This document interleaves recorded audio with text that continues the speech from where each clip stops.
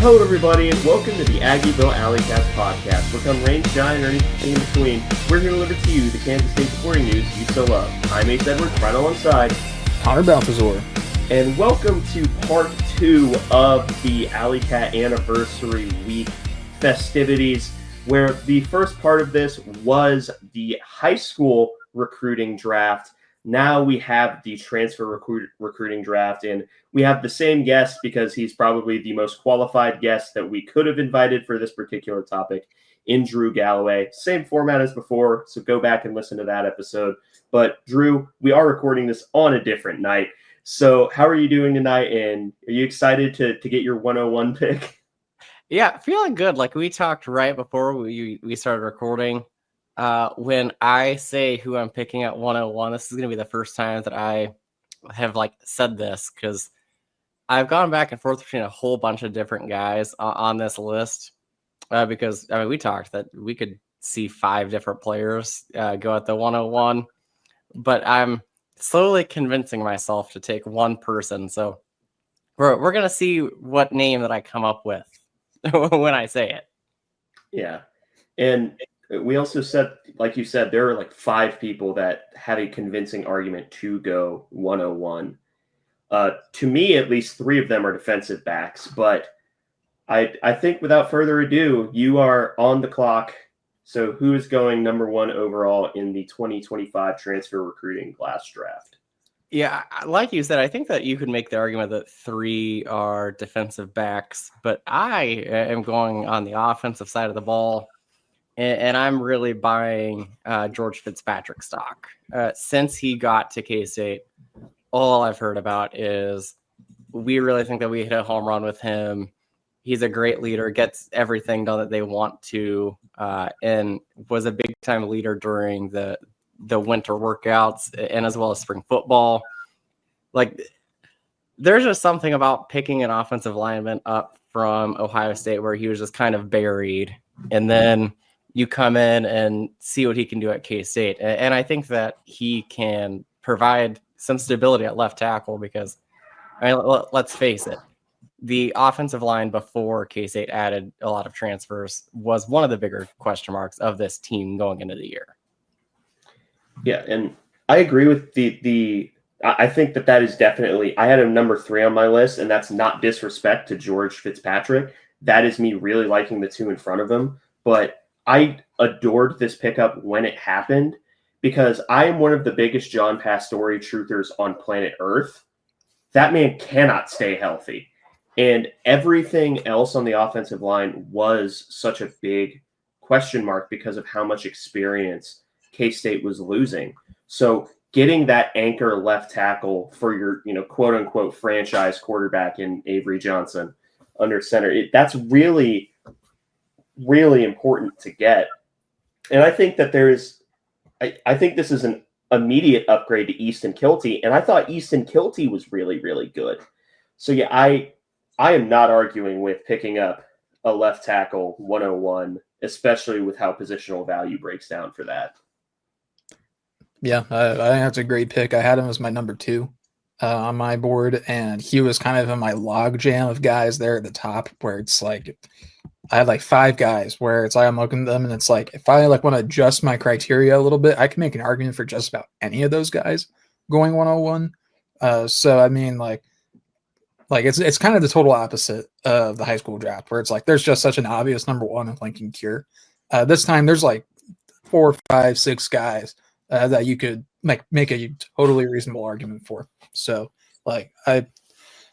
you despite not knowing who to pick, you still had an easy pick in that pretty much anyone you could take was going to be the right pick. Yeah. And I also think it's worth noting that this is an important pickup because I know what a lot of people thought of, the offensive line class from last year was so talented. This gives that talent more time to sort of develop as opposed to throwing them into the fire immediately, because granted, progression is non-linear in any sport, but this gives not necessarily an insurance policy because he's not going to be a backup. He's going to be the starting left tackle, but it sort of gives that veteran presence that gives the new offensive lineman, whether the left tackle be Gus Hawkins, Caden Massey, whether it be one of those two, it gives them time to develop even more, which given how raw Caden Massey was coming out of high school, that is invaluable. So I cannot argue with that pick. So do you any final notes before 102 goes? No, I mean, I think that he was probably the most valuable pickup that K-State probably could have made in the portal. Yeah. If we're looking at pure positional value, absolutely, because the franchise left tackle, this isn't the NFL. Starting left tackle is probably the second most valuable position that you could have, tied with elite edge rusher behind quarterback. So but a position that does sometimes get lost in the shuffle, though not if you're as flashy as this player is cornerback. And I was going to take this person at 101 if it was my pick. Man, I just love the Amarian Fortenberry pickup from South Alabama. And he is an exceedingly rare, because a lot of these transfers, the way that I look at them is they are how they are. And I take any potential growth that they have afterwards as just sort of a bonus. Amarian Fortenberry is young enough to where he could still develop, and he's still damn good. I adored this pickup as it happened, despite the, we'll call it shaboinery that occurred during the entirety of his recruiting process. If you subscribe to KSO, find those stories, because good God, they're funny.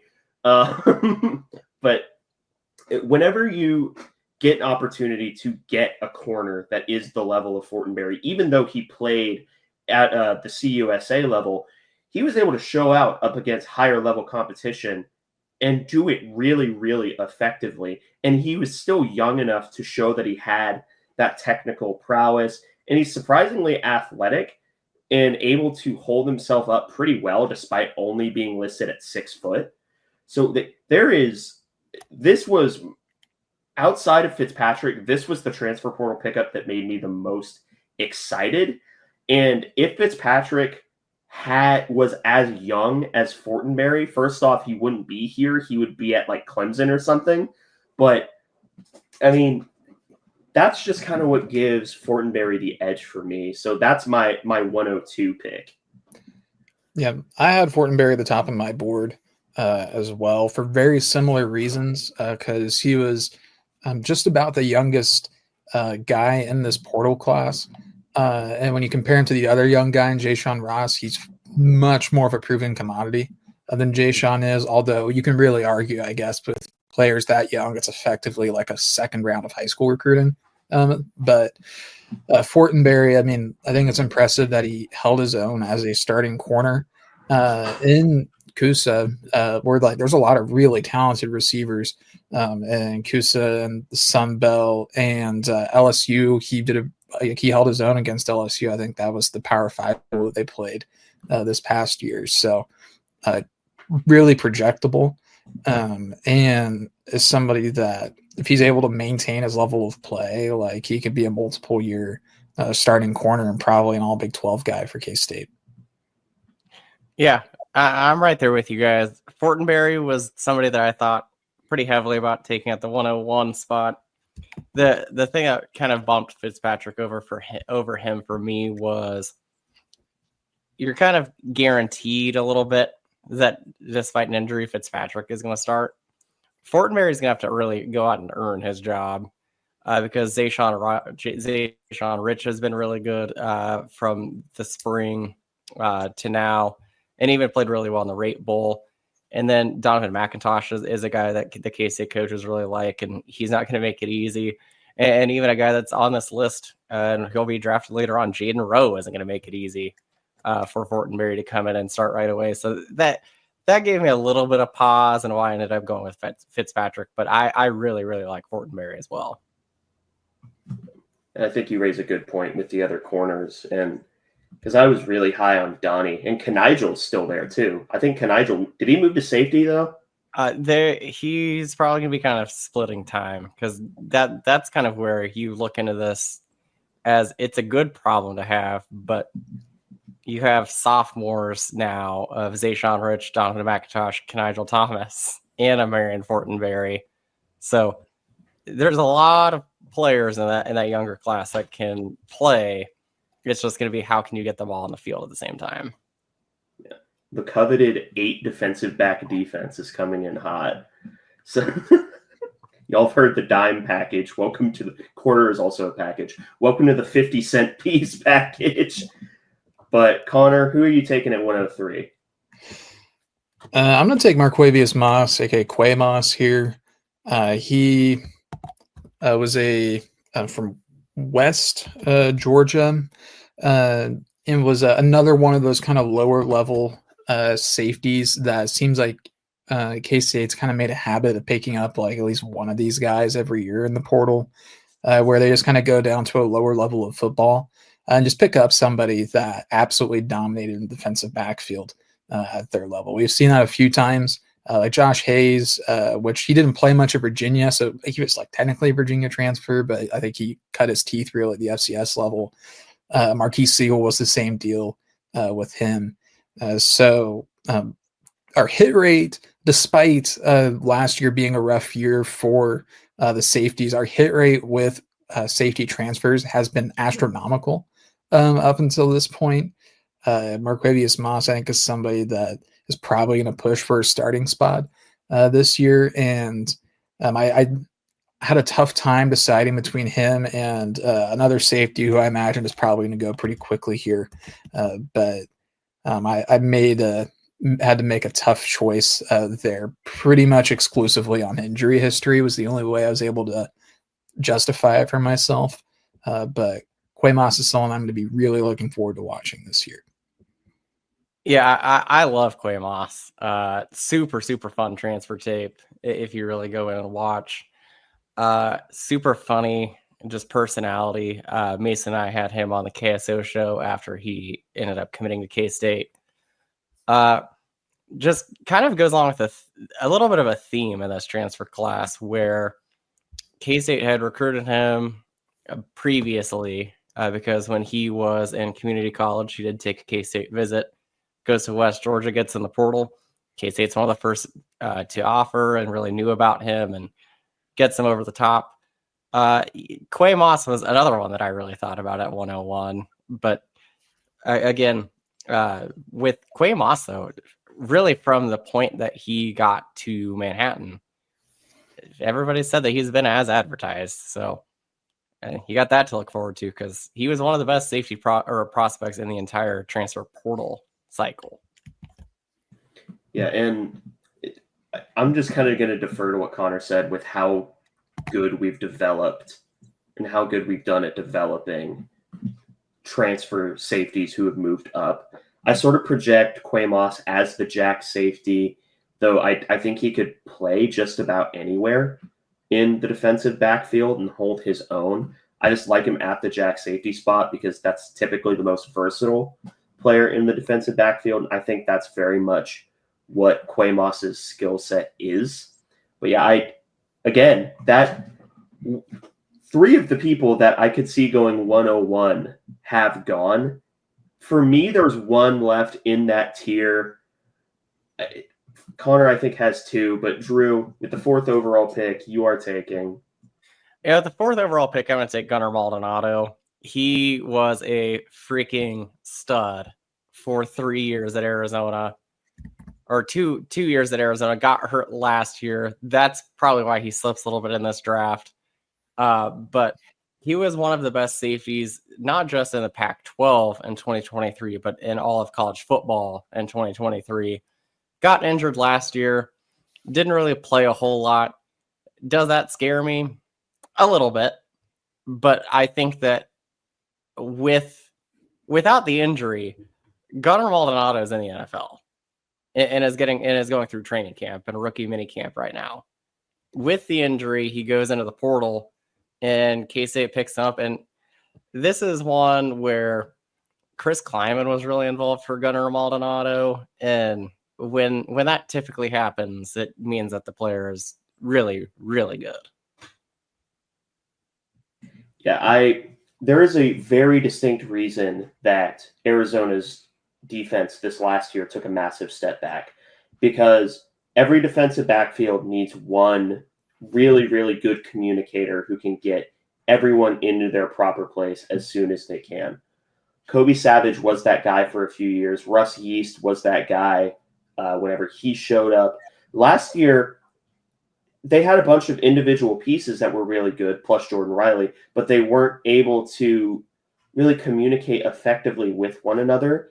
And I think that that's probably the most important thing that Gunnar Maldonado can bring to the defensive backfield is that knowledge of how to communicate with guys, how to get them lined up in the right position, and just sort of knowing the guys around you. And, okay, this corner has a tendency to drop into his zone a little more further. He's like, his zone depth should be 7.5. He's going to drop at 5.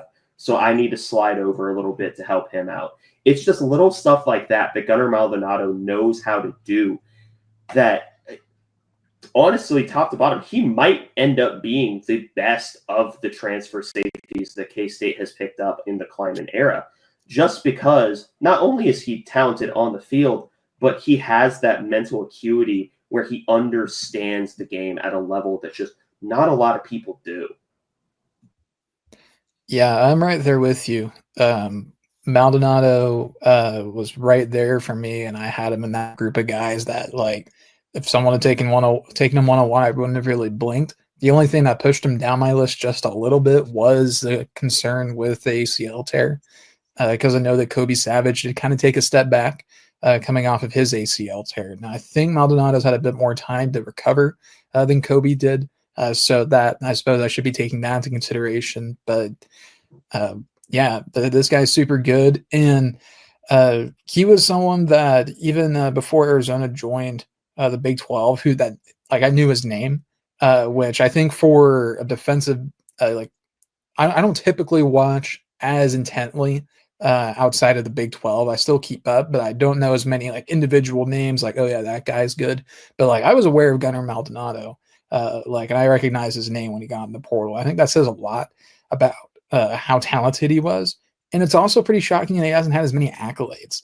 Like I think he was like honorable mention All Pac-12 or something like that as a junior, which is just like kind of absurd to me because like Drew said, he was awesome. Like he had some huge plays in that bowl game against OU as well a couple of years ago. So yeah, Gunnar, if he can get back to his original form, he's going to be a scary guy in the defensive backfield for K-State this year. Yeah. And although he won't be the psycho reliever, that honor still belongs to Jack Fabris, who is, I will always remember being named the team crash out right behind Ryan Davis, which I didn't expect that one. But for me, the next pick at number 5, here I go again with my projections. It's Ja'Shawn Ross. It's the same thing that I said for Darian Whitaker, if you're listening to this back-to-back. Freak athlete, no idea where he's going to play.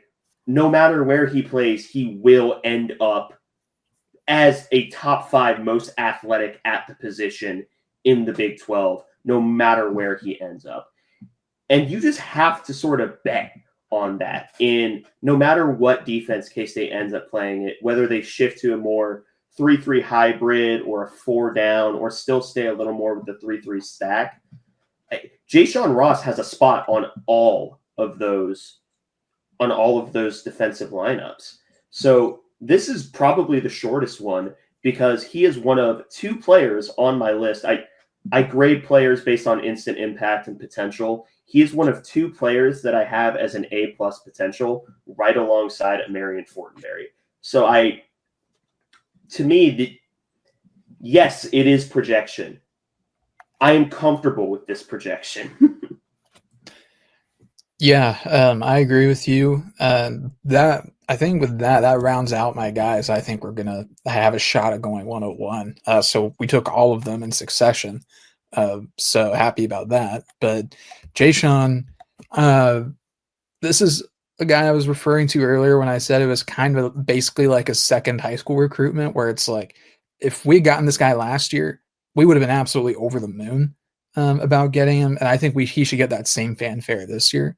He didn't get on the field much at Alabama this year, but he was able to get on the field at all, I think is a testament to just how much of an athlete that guy is. I'm expecting some big things from him. That defensive end room, edge rusher room is just absolutely just log jammed right now. But if he can find a way on the field this year, he may be too good to keep off the field. But I imagine in the coming seasons, he's going to be someone that opposing quarterbacks are going to have nightmares about. So I like the pickup. Yeah, toughest player I think on this entire list for me to rank was Jayshon Ross, because he didn't really play much at Alabama, but last year, again, like to Connor's point, if K-State would have gotten him, he probably would have gone 101 in the high school draft. I would have taken him over Gus Hawkins. So from that standpoint, I think that in the future, he is going to be a future dude, I think, because he's just so athletic, can do a lot of things at his size, but was just the toughest person to grade for me. And then I'm just thinking back to last year, and this comes up every time that Mason and I talk about Jayshon Ross on our show. The fact that he was about to commit to K-State, and then the day before his official visit, Alabama offered, was so annoying to me, because I was so close to putting in an RPM for K-State to get Jayshon Ross, because the whole lead up to his visit, it sounded like he's taking this official visit. He's probably going to commit right after.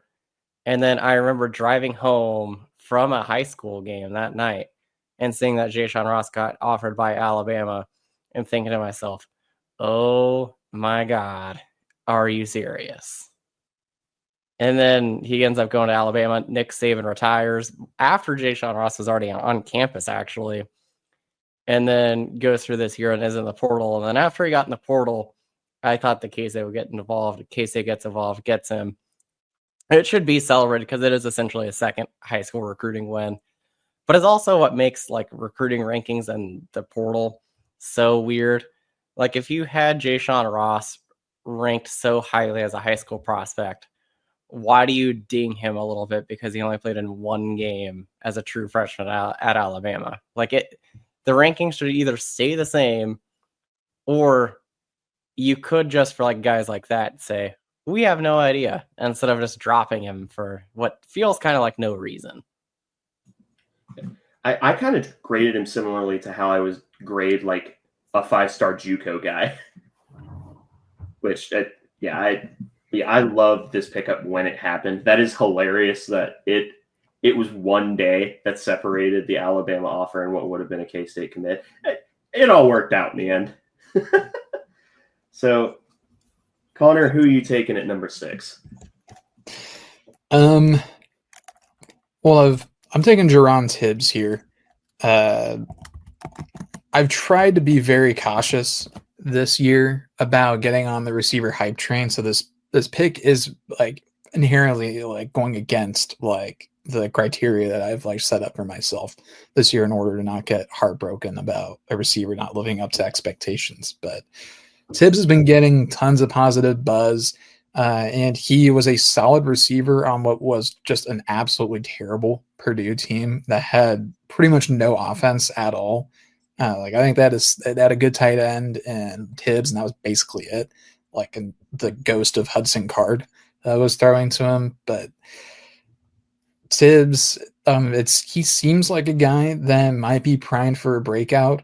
Again, I'm trying to be so cautious on these receivers because we've been sold some false bills of goods a few times on transfer receivers, like with Keegan Johnson and Dante Cephas, which Keegan ended up having an okay K-State career, but nowhere near what was promised.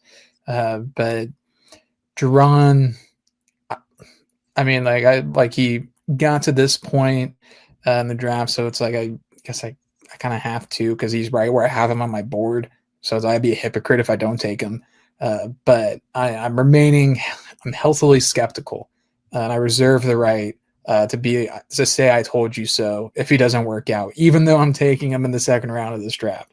So, if it makes you feel any better, I was going to take Jerron Tibbs if he fell to the 301 spot. So I really like him. Big physical receiver, adds to what ends up being like an absurdly tall K-State wide receiver room all of a sudden.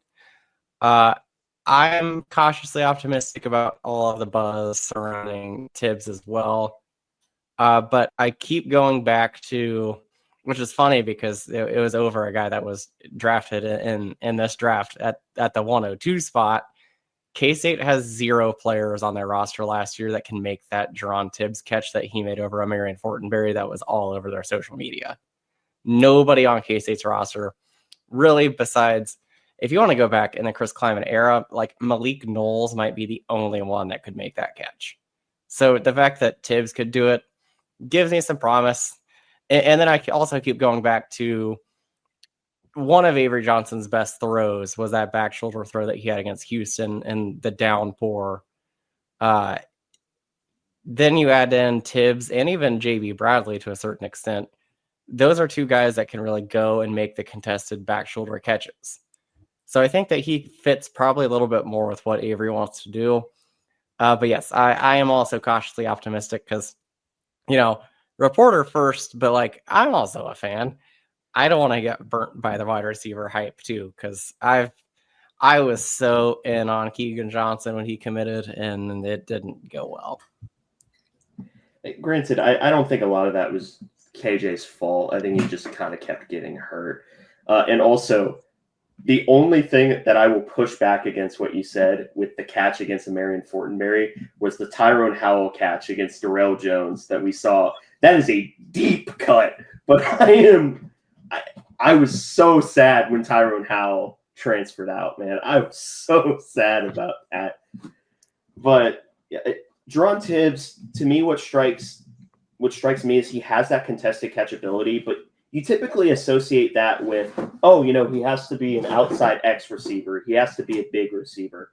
He played all 3 of the primary receiving spots at Purdue, which is that an indictment of Purdue? No, I don't think it is. I think that's a compliment towards Tibbs because, yes, Purdue had next to nothing in terms of offensive output. But Jerron Tibbs was enough of a chess piece to where they could justify putting him just about anywhere. The motion Z receiver, the outside alpha X receiver, or a slot receiver. He did all of them, and he did them, granted, the best that he could do on a Purdue offense that was, I think you could generously call anemic. But I really, really liked this pickup because even with the other receivers like Dante Cephas, to me, he always projected as a Z motion receiver. Keegan Johnson projected as a gadget Z receiver who could maybe play on the outside a little bit as an X. Jerron Tibbs is the first transfer receiver that immediately springs to mind that can play all 3 of the primary spots. And yes, at the beginning of this, it was necessary for me to give the Tyrone Howell shout. Were you complete aside, Drew? Were you ever a Tyrone Howell guy? I tried to talk myself into Tyrone Howell, but I was never like fully in. If that helps. Yeah, that's fair. I can't argue with that. He did end up wherever he transferred to. Was it ULM? Like he went off in his senior year. Like he was like the most Sun Belt receiver ever. Probably the right level for him, to be honest. Yeah, like every team in the Sun Belt feels like they have like one receiver that's good for like a Sports Center top 10 catch like every week. Like I'll never forget Troy coming in and mossing Keaton Garber like 5 times. But hey, what are you gonna do? With the 3rd pick in this first round, I'm gonna go back to the offensive line and take JB Nelson. One of the more recent portal additions that K-State has had, but low key might be one of the most impressive. He played in all 16 games in 2024 for Penn State, plays guard and tackle, started 8 games in 2023. He brings a lot of experience to the table, kind of like with what George Fitzpatrick does. it just gives you so much insurance knowing that you have an older guy that's going to play, I think, projected to play right tackle at K-State. If I was to take a guess, I think that he probably starts even game 1 at right tackle against Iowa State.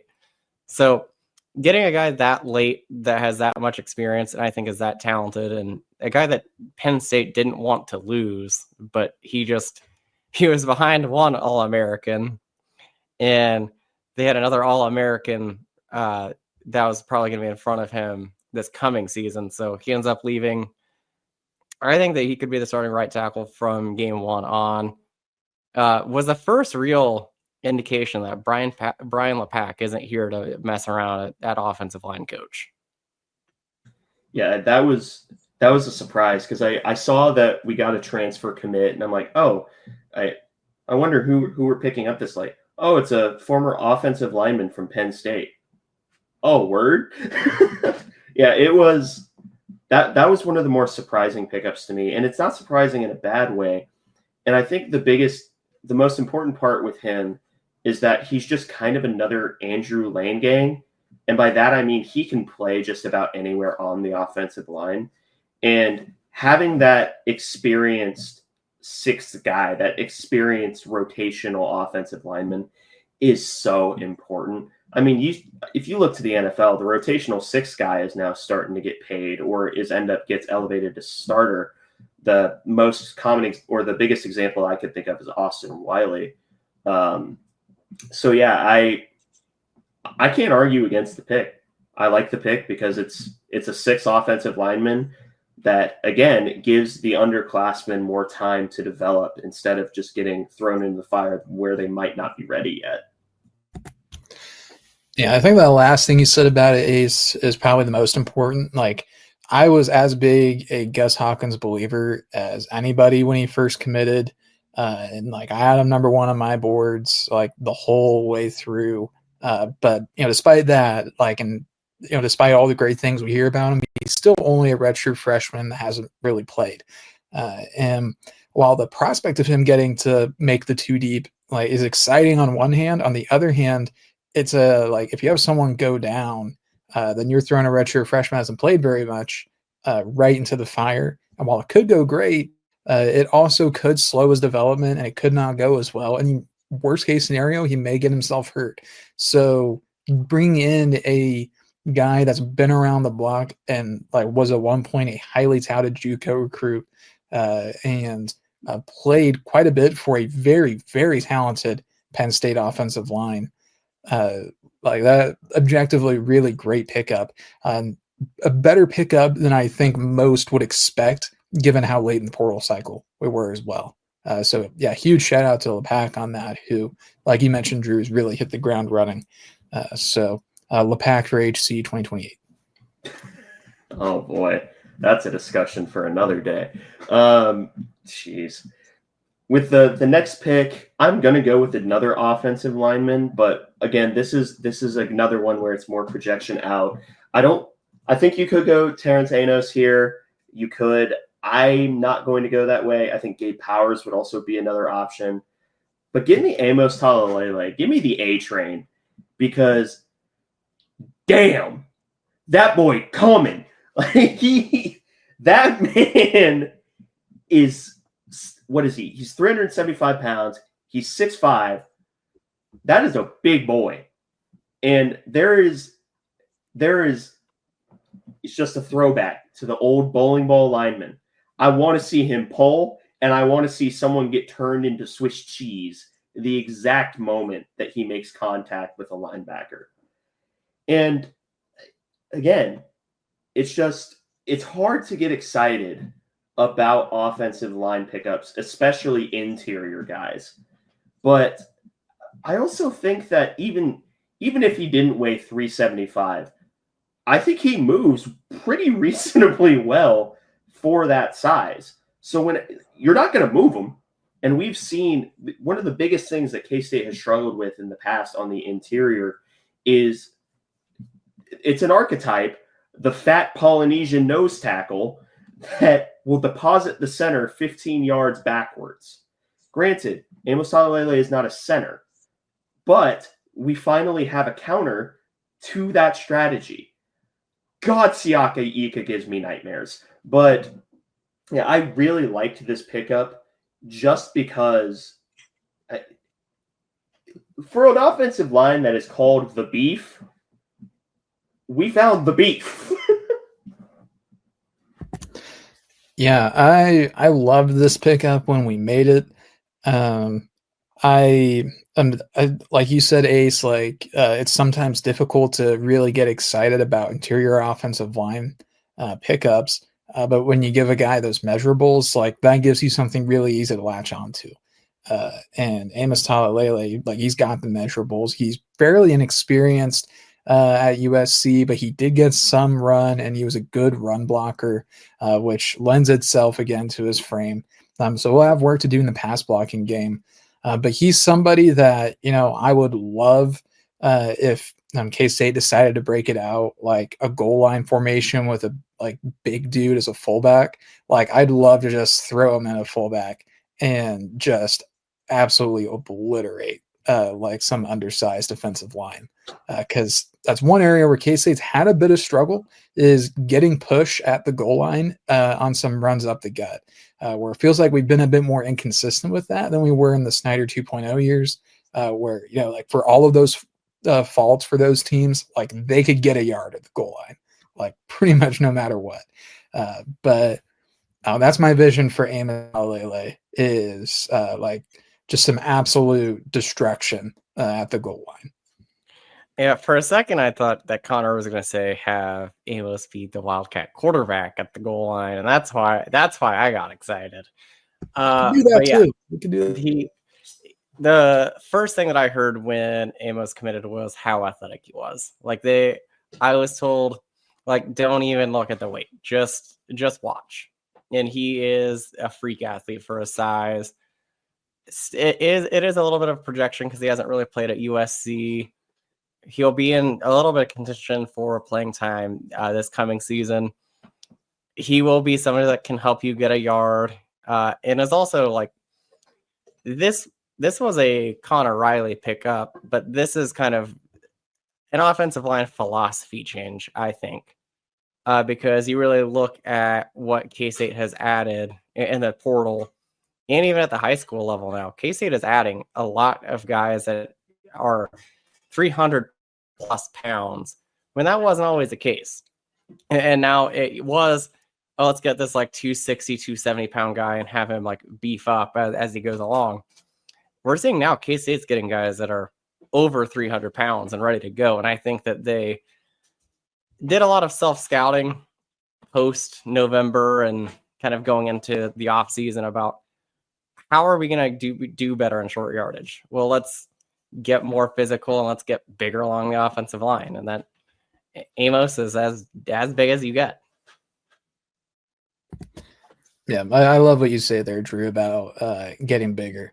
Because I think that was one of the big common criticisms with some of Connor Riley's recruiting is that he really did go out and get guys that were super athletic and projectable, but needed to put on weight, and we're kind of flipping a coin if they can hold the weight. And it really was kind of a coin flip. Some of those guys put it on great, and some of them just never were quite able to do it. But that's a great point. And one I think we were probably all thinking, but thank you for saying it, because that's such a huge, important point to make. Connor, you're up. All right. Third pick of the third round here. I'm going with Jaden Rowe.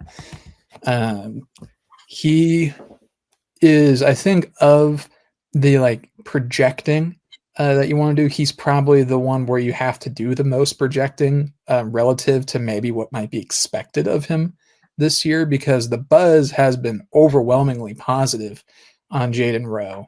But again, he's someone that we just haven't seen it, and he's a little bit further into his career than some of those other guys we're projecting, like Jay Sean Ross, like Amos Talalele. Jaden Rowe, he's coming in like a freak athlete, does absurd things for a guy that's 6'1", 6'2", 220. He's built like a linebacker and plays corner. But he hasn't been able to stay healthy At least when he was at Oklahoma, he wasn't able to do that. And he just wasn't getting on the field much. Now he could be a dude here at K-State. Like he could be like a force of nature for the K-State defensive backfield. But we still are going to need to see it to believe it. But we're kind of at the point in the draft where it's like I love an athletic flyer. Like I love a lottery ticket, especially when you've already got guys like Quay Moss, Gunnar Maldonado, Marion Fortenberry. Like you take those three guys that are pretty much proven commodities. Like, sure, let's take a lottery ticket on this guy that could very well be like the next like prototype NFL corner to go like third round or higher. But on the other hand, like as high as his ceiling is, his floor, like we don't even know where it is for the most part. But I think that he could, in theory, be a really, really deadly piece in this defensive backfield. Yeah, on paper, they don't get as athletic as Jaden Rowe does. I mean, his track times for his size out of high school were absurd for being that 6'1", 6'2" corner. He is built like a linebacker. If he puts it all together, he's probably an NFL guy because he has the measurables, he has the athleticism. It's now, can he stay healthy? And Connor said that he doesn't know where his floor is. I think that his floor is just what he was at Oklahoma, a guy that can just never really stay healthy and never really sees the field. But I think that his ceiling is as high as they get. It's like he truly is a lottery ticket type kind of guy because we don't really know what to expect from him. And the buzz since he got to K-State has been that he's done all the right things and is really, really good at running around and everything, but they haven't really gone full out yet. So like he's going to be pushing for that, I think, second corner spot because I think that the first one is probably locked down by Zayshawn Rich. But it is worth taking a flyer on a guy like Jaden Rowe when you're at this point in the draft. Yeah, I don't have anything intelligent to add. He's a hyper athletic lottery ticket. And the reason why I don't have him rated as highly is just because for as much as I love projections on slightly older guys with injury history, that scares me a little bit. But I mean, it's a relatively low risk move because if he's injured all the time, oh well, we still have a bunch of other DBs. So good process. The injury history concerns me with him. But Drew, who are you taking next up? I'm going to go with the first one for the junior college route. I am ready to go there with JD Davis, JUCO wide receiver. Have heard really, really good things about him since he got to Manhattan too. Like he's probably pushing for more playing time this upcoming season than I expected. When he committed, he's somebody that I believe still has a red shirt, and I thought that, oh well, they're probably going to take him and kind of do what the NBA does and do kind of like a stash and draft. But it's sounding like that JD Davis is going to be in the running for playing time coming up, and I think that it's kind of worth kind of taking another stab because at some point when you flip an entire wide receiver room, somebody's got to hit. So why not JD Davis? I liked JD Davis coming out of JUCO because to me he was the deep threat. Like his release packages were super advanced for a JUCO guy. Like I expected to watch his film and be like, oh, he's a JUCO burner that he'll get behind guys and burn them in off coverage. No, he was beating guys in press and he was beating them convincingly and in different ways. So it's not surprising to me that he's been able to sort of hit the ground running as a good deep threat option for, I think that was maybe the main skill set that the receiver room was lacking, was that true burner deep threat receiver. Now, all the receivers that they have, at least, okay, Jace Brown has the opportunity to take the top off the defense, but JD Davis is a legit burner. So, yeah, I liked that pickup as it happened. Drew, question for you. Who ends the year as wide receiver 4? Is it Larry Porter the fourth or is it JD Davis? If those are the two options, I'd probably lean JD Davis. Yeah, man, I just love Larry Porter IV. Anyway, Connor, what are your thoughts on JD Davis? Yeah, I think this is a great pickup. It also did remind me of the one player that I forgot to put on my board. So I will say who it is once it's said, because I couldn't remember if it was 16 or 17, and I did forget someone, which feels very silly in hindsight. But JD Davis, I like his tape, and he brings that downfield burner. I mean, like Jace is a great wide receiver, but he's not a downfield burner. And we haven't really in the climate era had a ton of guys where you can just look at them and say, run a go route and beat everybody. Like that's been kind of a limited archetype. I mean, like K-State's had a lot of guys like that throughout its recent history, like Tyler Lockett, like which obviously was a lot more than that, but like that was what he could do when he was younger. Brandon Banks is another one, but JD Davis, like he gives us another type of receiver to throw out there, and I'm pretty happy with that. And we've been pretty selective in the last few years with our JUCO guys. So I'm happy with this pickup as well. I mean, we're not hitting JUCOs as much as we used to because JUCOs just aren't what they used to be. But again, like this is a guy that could make an impact, and if the buzz is real, then we'll be seeing him this year. Yeah. For the next pick, I'm taking another receiver, and I'm taking Jaron Bradley. Very, very short and sweet. Contested catch receiver, really big catch radius. Didn't do anything at Boston College, was pretty good at Texas Tech. Reuniting with Matt Wells, I think, will be a good thing for his career. Plus, Avery Johnson is the best quarterback that he's played with. Really short and sweet. Probably going to end up being wide receiver 3 at the beginning of the year. We'll see if JD Davis pushes him.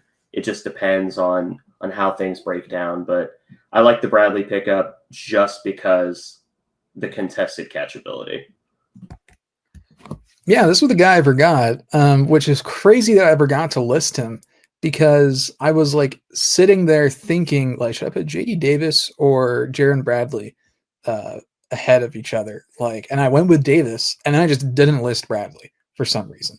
So, but no, I've got Jaron Bradley, and you said it pretty well, Ace. I mean, like he was really good at Texas Tech. He mossed, I think it might have been Jacob Parrish, and like the Avery Johnson game down there. But yeah, then he went to BC and just didn't really do anything. Like I think he was dealing with injuries while he was there, but he's someone that I kind of wanted last year when he was in the portal. So I'm happy to get him now. And yeah, he's someone that if he can be like a reliable option number 3, where if we're facing a team that has some really good defensive backs, like, and their 1 and 2 guys are going to be on Jace and Jerron, like, I'm going to be looking to Jaron Bradley and saying, all right, like, it's your time now. Like, can you step up as like the 3rd guy in the room, like, and have a big game? So, and then also jump ball, like, always love a good jump ball receiver, which is something that we've not had very much. Like when Trey Spivey had that like jump ball 2-point conversion last year against Arizona State, like I was a really happy camper. Yeah, JB Bradley, like you guys said, just big physical receiver. Reuniting with Matt Wells, I kind of give him a pass last year. Boston College was a mess trying to throw the ball to the point where, like, the whole Castellanos situation, like he gets benched and then transfers, and now now people are trying to think that he's going to be good at Florida State, even though he got benched at Boston College. Just a whole kind of other tangent about this, but yeah, reuniting with Matt Wells, I think will be a good thing for him.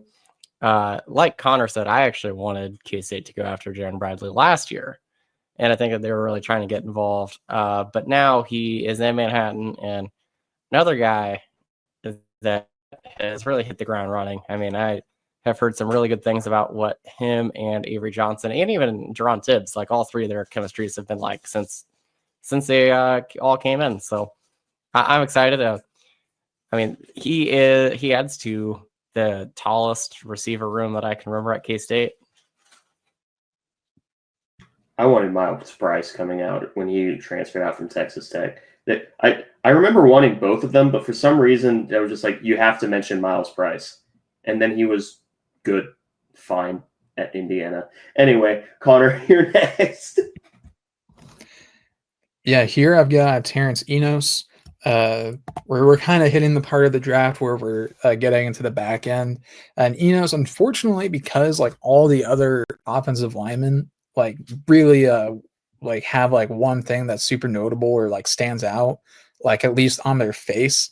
Terrence, I think, kind of unfairly gets like the other offensive lineman like denotation, which really he shouldn't because he's a Power 5 transfer, like and played at Pitt. You know, for all of Pitt's ups and downs, they have had some really great ups.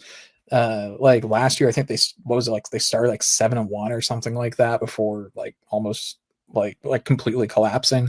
Or it was like we started 7-1 and like ended slow, but like theirs was like a whole different level, like or 6-1 or something. But no, I mean this was you get another veteran guy to be like a plug and play if you have someone get injured on your offensive line.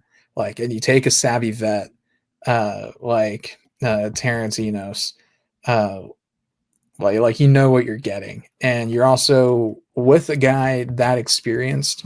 You're probably getting a program guy as well. Like you're probably like taking this guy thinking he's not going to be an issue. Like we're not going to have to like watch him extra closely to make sure he's like doing the right things. Like you don't last like 4 or 5 years at a Power 5 program if you're like not like doing the right things behind the scenes.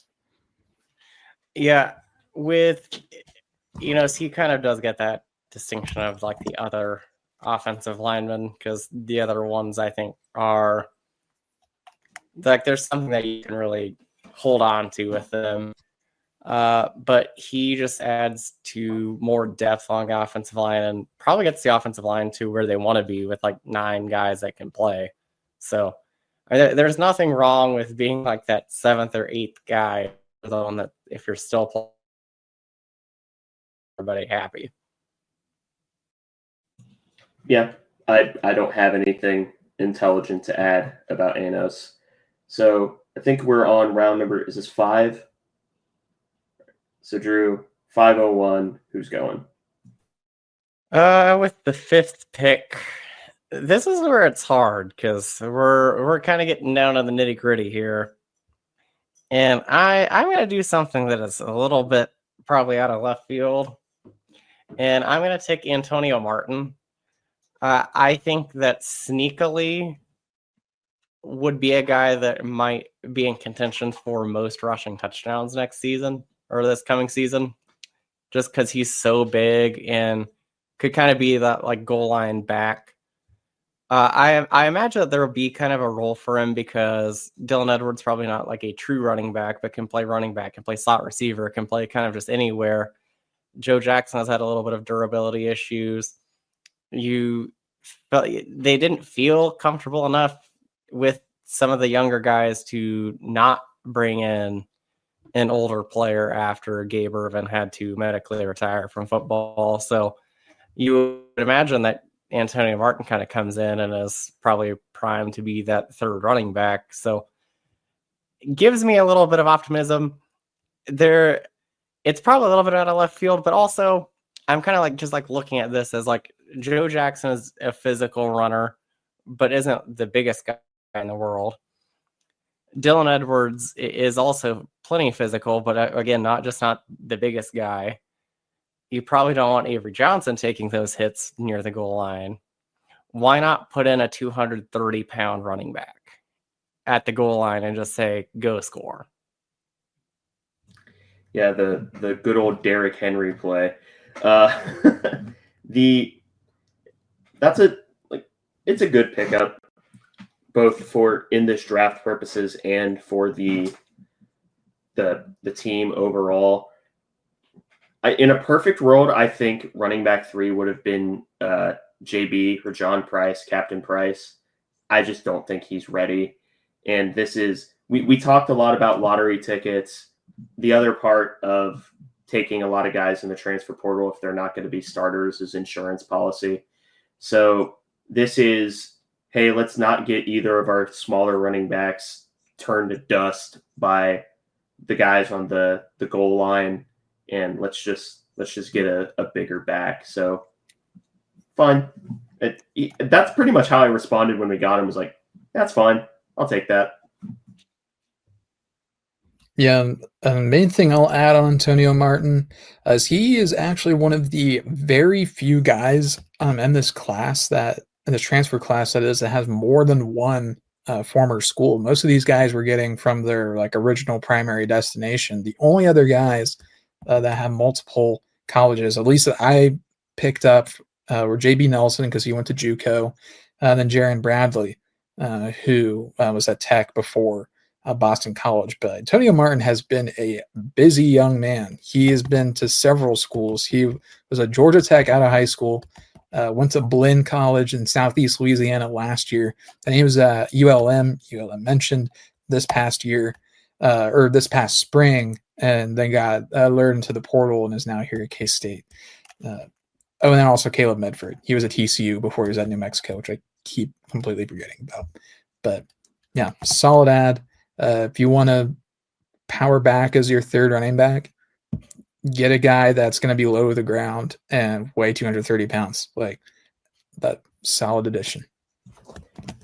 I am curious how this will affect the Amos Talalele running back snaps, though.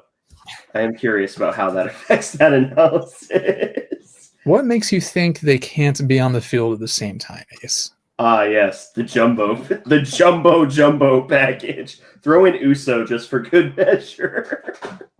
The Uso court. Oh my God. Anyway, with the next pick, I'm gonna take Gabe Powers because I remember being a lot more excited about this pickup as it happened, and I think that he's sort of faded into the background because Ja'Shawn Ross is infinitely more exciting than he is. And there's another guy who I didn't end up taking that will probably go either this pick or the pick after, that the athleticism is so enticing that he just kind of gets forgotten about.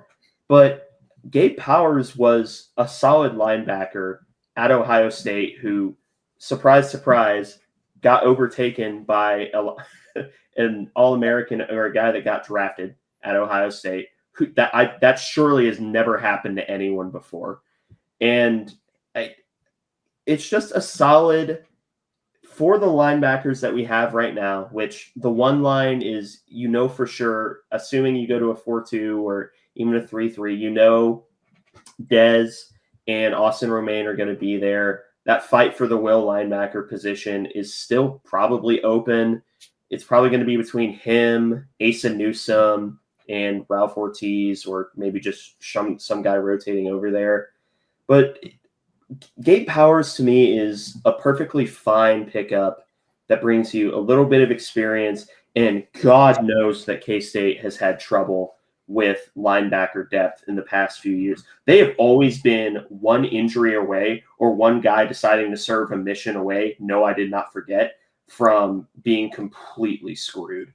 So yeah, the Gabe Powers pickup, I feel like gets forgotten, but I still like it just as a process for K-State. Yeah, I'm right there with you, Ace. I mean, I'm like really when he committed, I was like, oh, that's awesome. Like an athletic linebacker who I think maybe is going a little bit under the radar in terms of size. Like he's 6'3" and almost 240 pounds. Like that's really big. And like K-State kind of has we've kind of staked our claim on kind of skinnier linebackers for the most part. I mean, other than our Mikes, but our outside linebackers have generally been smaller guys, particularly a Will. Like I'm thinking like our Rex Van Wise or Asa Newsome's. Like not that they're bad linebackers, they're just different linebackers. But Gabe Powers, I'm pretty sure that he was roommates with Fitzpatrick at Ohio State.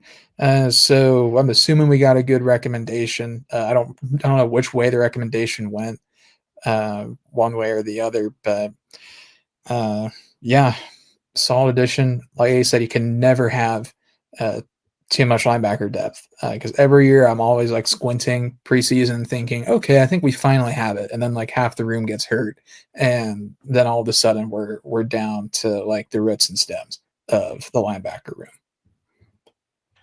Yeah, he is very, very solid. At one point, he was ranked almost a 5-star prospect out of high school. I am interested to see what his role is if Casey goes to that 4-man or staying in the 3-man, what he ends up looking like. But I mean, you get a guy from Ohio State that, like we've talked about with a couple of these different guys that played at bigger programs, but we're kind of surrounded by a bunch of talent. Gabe Powers is another one that Ohio State really wanted to keep and ended up not being able to. So I think that at some point that just kind of means something in this day and age of college football. Yeah. Connor, you're up. Yeah, and you were correct, Ace, on the guy who's going next. That's Ralph Ortiz. I'm taking him here at the end of the 5th round. He was kind of like this year's did he commit, did he not commit, oh, he's just going to show up on campus guy. And because he just didn't really ever post. He comes from, I think, the D2 ranks from West Florida. I don't remember if they're FCS or D2, but he's a super athletic linebacker, like crazy fast. I mean, like we wanted more speed in the linebacker room, so we said let's just go get a linebacker that's really freaking fast, and that's Ralph Ortiz in a nutshell. I don't know what we're going to be expecting from him this year, but he was a solid linebacker at the D2 level. I hope he can acclimate fast enough to become an impact guy at K-State, and I hope that he and Gabe Powers can be part of a linebacker transfer revolution at K-State, because we have really hit some fool's gold on transfers in that room over the past few cycles. So I'm hoping that we can get our luck turned around there. But again, if nothing else, interesting ad, good athlete, could play a role. Yeah, super fast, super athletic, pretty long for his size. Don't know what his role will exactly be this season. I imagine you probably see him on special teams because he's quick. West Florida is D2, same school that Max Jones originally started at. So there's a little West Florida nugget. Yeah, I was not expecting the West Florida connection to happen, but yeah, I basically said my piece with Ralph Ortiz. He's athletic lottery ticket, and good Lord, do we need linebacker depth, because complete aside, I don't know how Asa Newsom is going to recover from that ACL injury, which is such a shame because I was so high on Asa Newsom coming out of high school. And I still don't know if this would be the second year of Jake Clip. This is completely aside. This would be the second year of his mission. I think they served for 2 years. Who knows if he's going to come back. But if he transfers to BYU, I will be losing my mind. However, Drew, you're up next with, I believe, the last full round, if not the last round, period, for the transfers. I'm going to go with, I guess, take both JUCOs, because I'm going to take Patrick Tacky, defensive tackle. I don't know how K-State still does it, but they seem to always figure it out at defensive tackle. Tacky is kind of a fun story too, because he walked on to Hines Community College, had never even visited there, walked on, ends up getting a scholarship at the Power 4 level. So like, that he's going to be hungry and ready to roll and ready to come in and immediately make an impact wherever he can. It just falls in this draft because there are a lot of guys, like we talked about with Ralph Ortiz, that like you just don't know what his role is going to be like this coming season. Patrick Tacky is a guy that, like, he's going to be, this will probably be kind of like a developmental season for him, I would imagine. Yeah, there's nothing wrong with taking developmental nose tackle.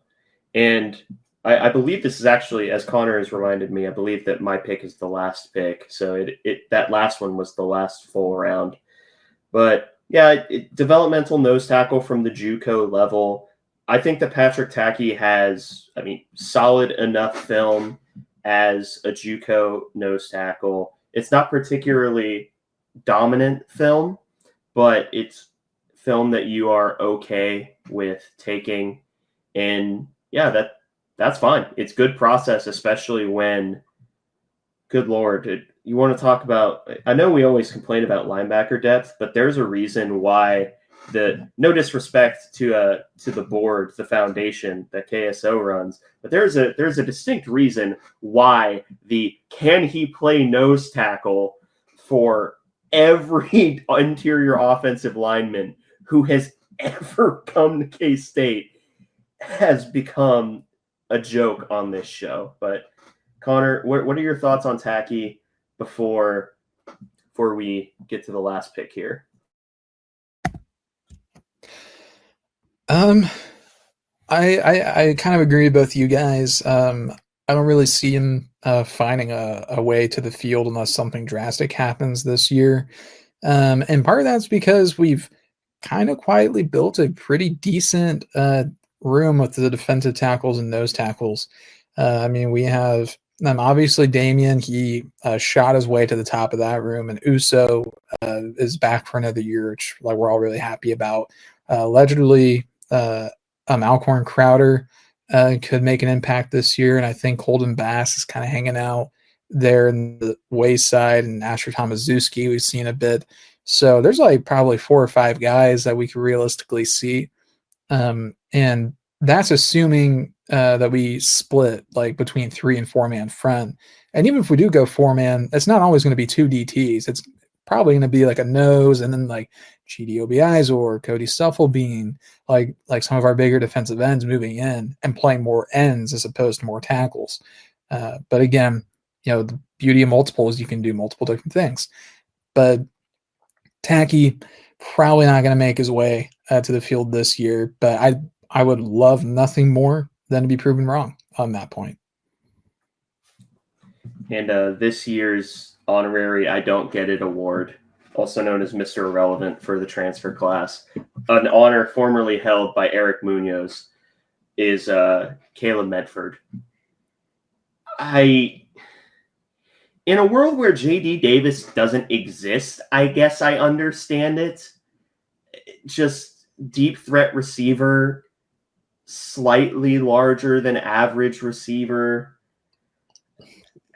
To me, this was, even when the pickup happened, it was sort of the ultimate, okay, sure, whatever pickup. And the further and further that we've gotten from it, no disrespect to Caleb Medford, I'm sure he's a pleasant individual. It's made less and less sense as time has gone on. And honestly, I see him struggling to get on the field at all this year because he got big plays. He got big plays at New Mexico. Okay. I have a feeling that this is going to be the unanimous what's going on here pick, because I was debating putting what's his name, Avery's former receiver that transferred in from Butler to avoid Kristen Stevens. Yeah, Kristen Stevens to avoid taking Medford. But Connor, what do you think? I'm kind of with you on Medford. He started his career at TCU, although I do think he was kind of in that COVID evaluation class where it's no one really knew what was happening, and Braden Wood was a fringe 4-star. So I guess if you want to project one positive about Caleb Medford is it seems he does have a knack for chunk plays. Not a lot of catches, but a lot of the catches he makes are 30 plus yards, which is a weird specific trait to have. But I don't know if he can be good for 3 or 4 30 plus yard grabs this year. I'll honestly consider this a win. like because I'm not really expecting much from him. I like he was fine at New Mexico, but his numbers actually went down like pretty notably this year from 2023 to 24. But yeah, hopefully he can be another guy on this list to prove me wrong. Because I don't know, I like it when guys are successful. So Yeah, when guys are successful, it does make it a lot easier. But yeah, like literally 0 stats at TCU. Goes to New Mexico. Big play guy. Don't know what it's going to end up looking like for him at K-State. Like, if you just take yardage and take out the fact that he was weirdly good at scoring touchdowns, I think that you're okay if he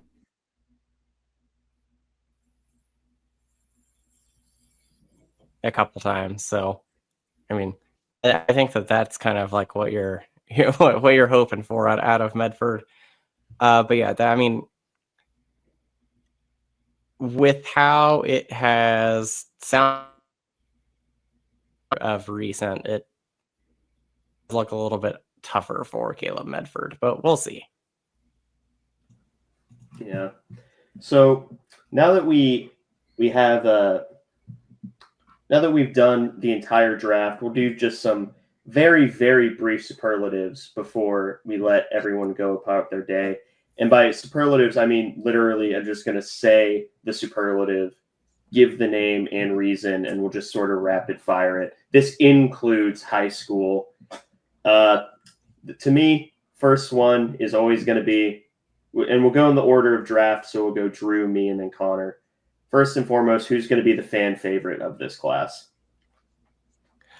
Oh, I have no doubt thinking that it's going to be RJ Collins. I mean, he's super, super fast, big personality, just a super fun kid to be around. So I think that he's going to be the fan favorite. Yeah, I'm going to go with the other really obvious answer in Lincoln Cure, just because 5-star Kansas kid. Yeah, that's another really easy one. yeah, Collins is where my mind went straight to when you said that, because I know you were mentioning he has a great personality, is super funny. So I'll just say a different name and go with Montario Elston, because I think he's gonna have some really explosive plays and he's gonna have a lot of highlight reels. The next one is guy who's going to climb the most on the depth chart by the end of the season. So say there's a guy who doesn't start on the 2 deep who you do project to end up on that 2 deep by the end of the year. This one to me is one of the more interesting ones.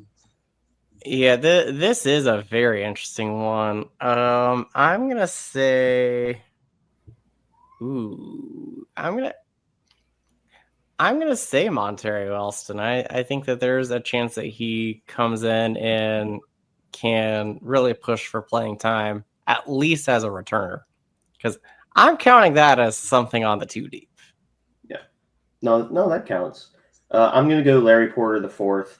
I think that he's going to end up forcing their hand. If he's able to learn the playbook, he's going to end up forcing the staff's hand at some point to at least get him in a rotational capacity by the end of the season.